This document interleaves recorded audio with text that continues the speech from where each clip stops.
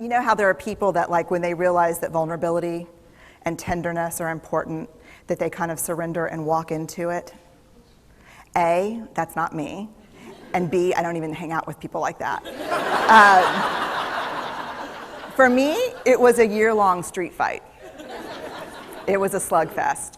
Vulnerability pushed, I pushed back. I lost the fight, but probably won my life back. And so then I went back into the research and spent the next couple of years really trying to understand what they, the wholehearted, what the choices they were making, and what are we doing with vulnerability? Why do we struggle with it so much? Am I alone in struggling with vulnerability? No. So this is what I learned. We numb vulnerability. When we're waiting for the call, it was funny, I sent something out on Twitter and on Facebook that says, how would you define vulnerability? What makes you feel vulnerable? And within an hour and a half, I had 150 responses. Because I wanted to know, what's out there.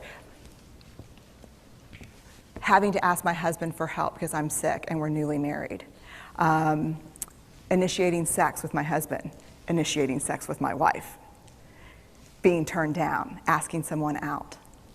Waiting for the doctor to call back, getting laid off, laying off people. This is the world we live in. We live in a vulnerable world. And one of the ways we deal with it is we numb vulnerability.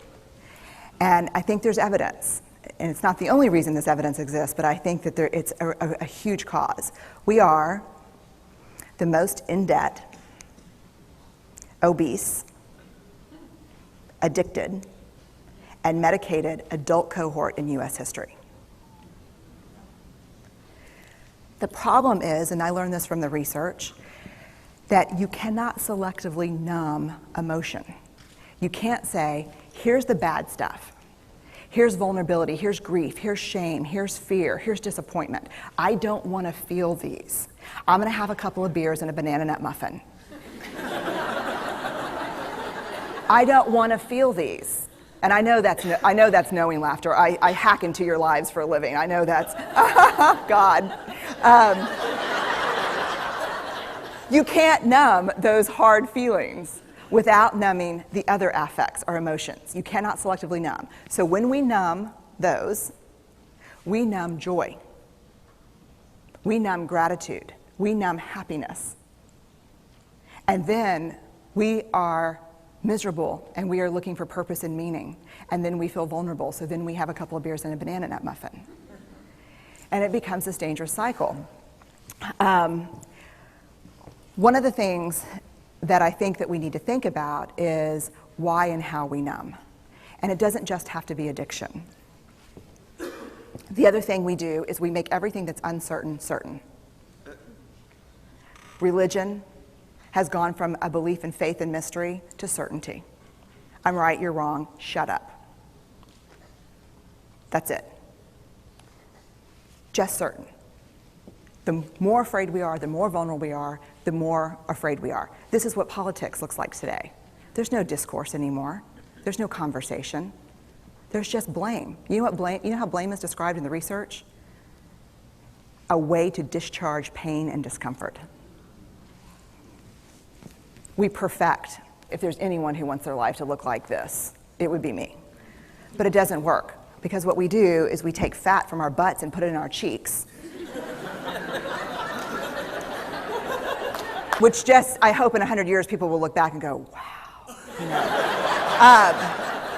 And we perfect, most dangerously, our children. Let me tell you what we think about children.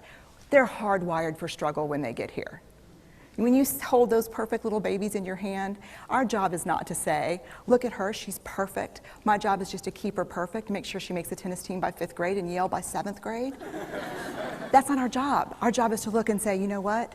You're imperfect and you're wired for struggle, but you are worthy of love and belonging. That's our job. Show me a generation of kids raised like that and we'll end the problems I think that we see today. We pretend that what we do doesn't have an effect on people. We do that in our personal lives. We do that corporate, whether it's a bailout, an oil spill, a recall. We pretend like what we're doing doesn't have a huge impact on other people. I would say to companies, this is not our first rodeo, people. We just need you to be authentic and real and say, we're sorry, we'll fix it. But there's another way, and I'll leave you with this.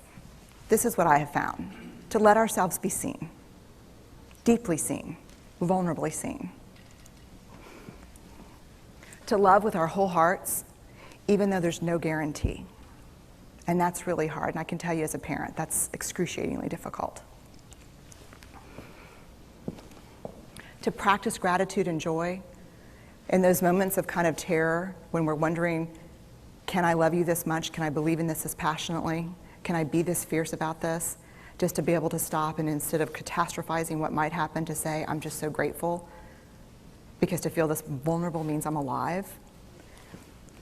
And the last, which I think is probably the most important, is to believe that we're enough. Because when we work from a place, I believe, that says, I'm enough, then we stop screaming and start listening. We're kinder and gentler to the people around us, and we're kinder and gentler to ourselves. That's all I have. Thank you.